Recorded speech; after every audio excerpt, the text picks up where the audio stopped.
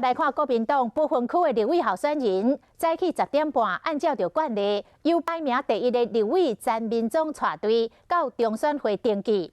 引起着争议的退休将军吴思怀，敢问讲，是毋是担心家己拖累着国民党的选情？吴思怀讲，伊相信国民党智慧的选择。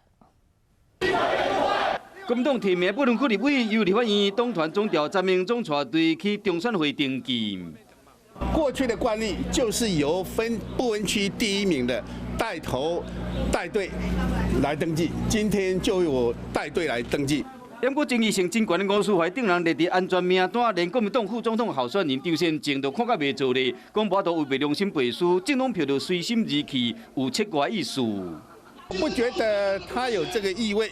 不过，谢谢他的指教，我们会认为是一个善意的提醒。会不会担心你被选入不分区，然后结果变成区域立委的选情往下走？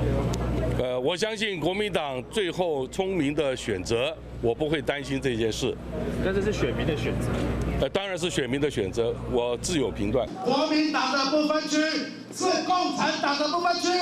另外一边，台联嘛伫同一个时间到中选会，除了登记不分区的立委嘛，抗议国民党不分区名单，警方马上甲伊隔离开，避免相关冲突。就算名单争议有够多，嘛好拿赢国会过半这个目标，愈来愈无乐观。